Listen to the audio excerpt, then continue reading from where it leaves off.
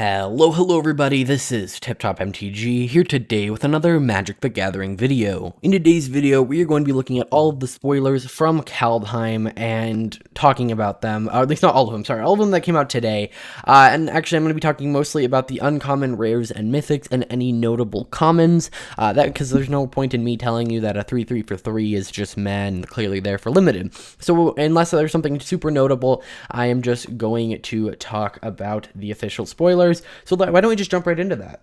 Starting off, we have Clarion Spirit. It's a 2-cost white creature spirit 2/2, and it says whenever you cast your second spell each turn, create a 1/1 white spirit creature token with flying. Honestly, any effect that can recursively... Why can I not speak today? That can...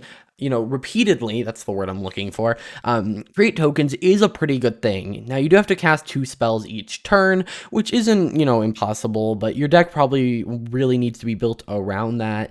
And so, while we do have a bunch of cards like it, I see it mostly being a limited thing. However, if there is some sort of deck that just manages to cast multiple spells per turn and keep up with the card draw, this is a very powerful spell. So yeah, I definitely think it is powerful. I just don't know if it'll be easy enough to pull off to really put it into a deck.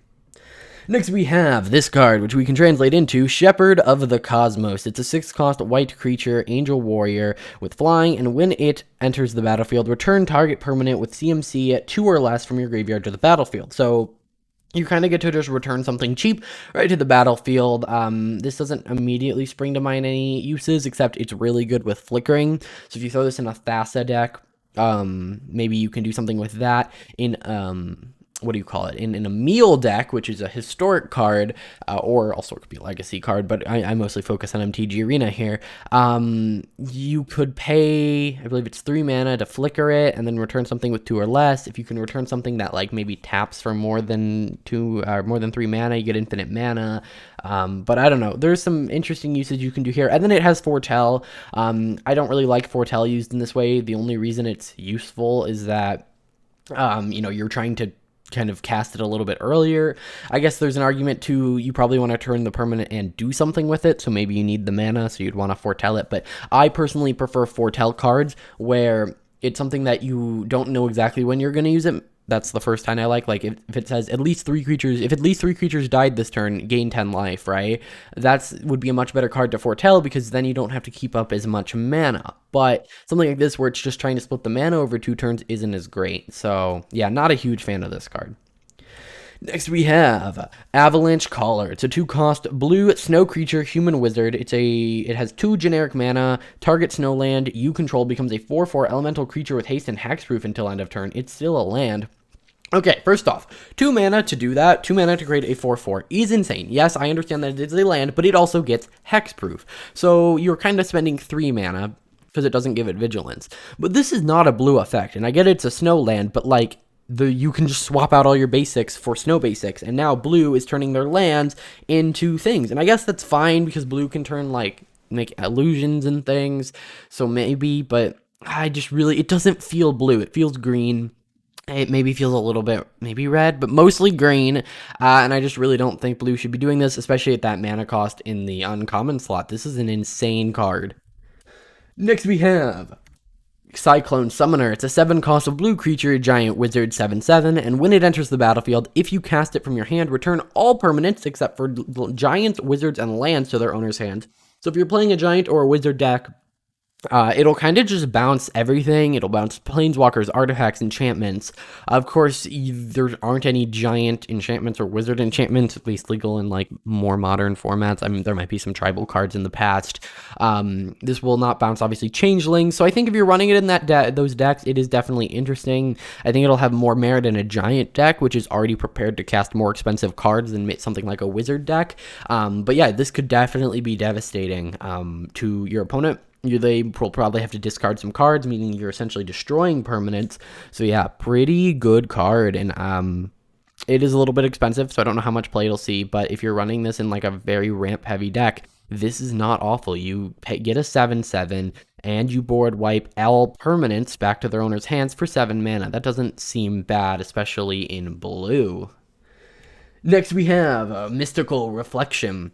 It's a 2-cost blue instant. It says choose target non-legendary creature. The next time that at least one creature or planeswalker enters the battlefield, they enter as copies of the chosen creature. Now, may I mention, it says choose target non-legendary creature, but then it also lets planeswalkers. So you can kind of, say there was a Llanowar Elves on the battlefield. Or let's do something in standard. Let's say there is, I don't know, just a generic 3/3 for 3.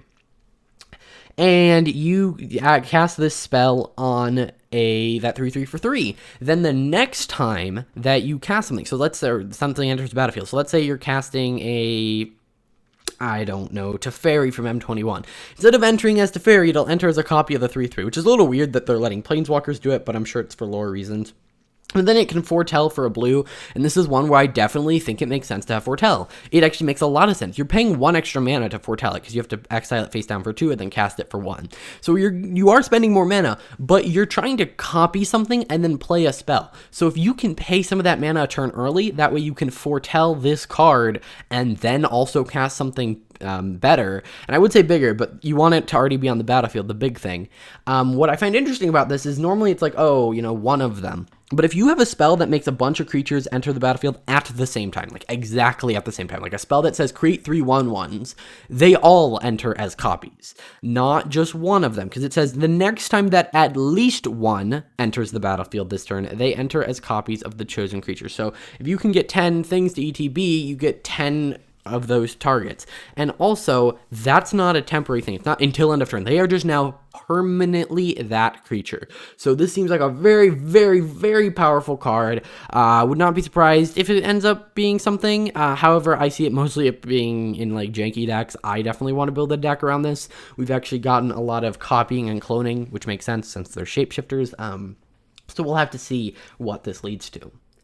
Next, we have Agar, the Freezing Flame. It's a 3-cost blue and red legendary creature, giant wizard, uncommon 3/3. And whenever a creature or planeswalker an opponent controls is dealt excess damage, if a giant wizard or spell you dealt to it this turn, draw a card. So essentially, if a giant, a wizard, or a spell deals excess damage. So let's say an opponent's creature has 3 toughness, you cast a spell that does 4 damage to it, it was dealt 1 excess damage. And if that happens, you draw a card. So this seems to be the theme of red and blue, which is something I don't think I've ever seen before. And I think it's really interesting. This whole, you're trying to deal more damage. Now, in this one, it doesn't care how much. There was at least one other one that did care about how much. And I think it's really, really interesting to see. It actually, if you can kill a 2/2 with a spell using 3 damage or 3/3, you might actually kill the 2/2 just because you then get to draw the card. And so I think this is actually a really interesting application. Next, we have Narfy, Betrayer King. It's a 5-cost blue and black legendary snow creature, zombie wizard for 3, and it says other snow and zombie creatures you control get +1/+1. So if you have a zombie creature, it gets +1/+1. If you get a snow creature, it gets +1/+1. But if you have a snow zombie, I don't believe they get +2/+2. Then you can pay 3 snow mana and return it from your graveyard to the battlefield tapped. Okay, that just got real insane real fast. This is, okay, so think about this. You're thinking, oh, well, it's snow mana. That doesn't matter. First off, it's a 2-color deck, probably. And then you just swap out all your basics. You probably throw in the snow duels. And then, boom, you got both colors of mana. You probably are running Fabled Passage, too. So then those are still technically snow lands. And then, boom, you play this and you just keep bringing it back. And so this is a persistent effect. People need to exile this, or else I wouldn't say lose the game, because it doesn't do too much on its own, but you're paying 3 mana to recur something that's a 4/3 that also is a big tribal boost. This card, in my opinion, is pretty insane. It does cost 5 mana, but, you'll just mill it into your graveyard. Now you're getting a 3 mana 4/3, and yeah. This also, by the way, if being milled into your graveyard doesn't require you to run blue, let's say I wanted to run a mono black, resurrection deck, well, I probably just throw this in the deck. I don't ever plan to cast it, and I can always just discard it, because those decks run lots of discard effects in case you accidentally draw the things you're trying to res. So I think this is a really powerful card. I know I've been saying that all video, but I just definitely see how this, being able to just pay 3 mana and return it to the battlefield is insane. If it's into your hand, I'd be a lot more okay with it, but just straight to the battlefield seems pretty crazy.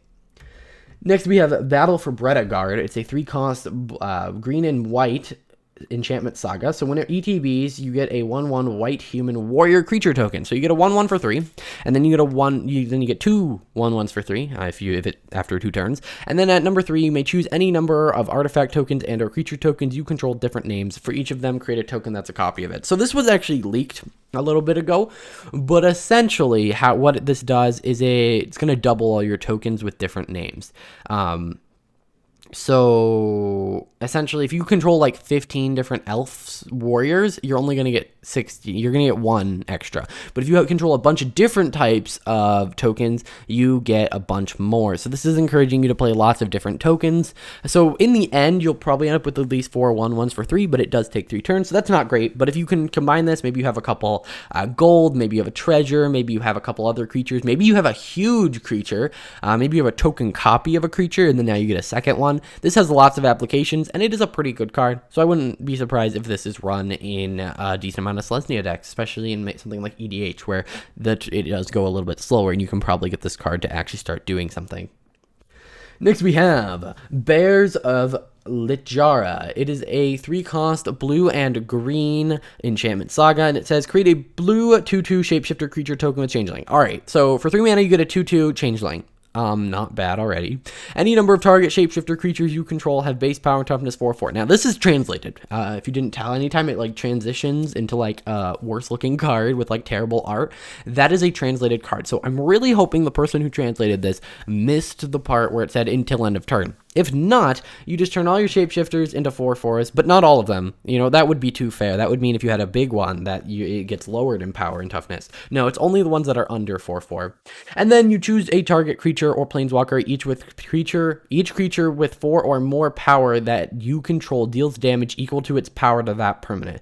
So then you essentially murder a permanent. So you get a 2/2, then that 2/2 becomes a 4/4 plus all your other things become 4/4s, and then you kill something for 3 mana. This is a Simic card. This card is crazy. If you're running a shapeshifter deck, this is in it.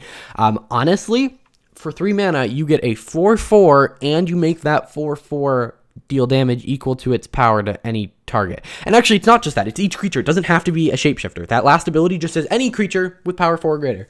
So, yeah, this card, I could honestly see it being run outside of a shapeshifter deck. I mean, you are getting a little bit of value as a 4/4 with Changeling, of course, and then you get to kill something. It is a little late on the removal side, so I don't know if it'll actually see play, but it is very close to playable, if not already playable. Then we have a Battle of Frost and Fire. It's a 5-cost blue and red enchantment Saga, and it says Battle of Frost and Fire deals 4 damage to each non-giant creature and each planeswalker. Alright, so we get a big board wipe here. The fact that there's a board wipe on a Saga for 5 mana, I haven't even read the rest of this card. But the next, I would not be surprised if this gets run outside of giant decks. I mean, yes, you get the advantage of not having your things wiped, but maybe you're running Bone Crusher Giant, the one that has the adventure on it. And, so it's just a little bonus that it doesn't die. And then you just run this as a board wipe. And then you also get other value. For instance, you scry 3. That you don't have to be in a giant deck to care about that. And then 3, whenever you cast a spell with converted mana cost 5 or greater this turn, draw 2 cards, then discard 1. And may I mention, it does not say the first one. Now, if you're casting multiple CMC 5 or greater things, that's probably pretty insane. But yeah, that first ability, this is just insane. It's board wiping you and your opponent, and then setting up your next draw so you can recover from the board wipe, and then filling your hand to make sure that you get what you want and can recover. So yeah, this is a pretty good board wipe. I would not be surprised if there's an Izzet deck if it runs at least one of these.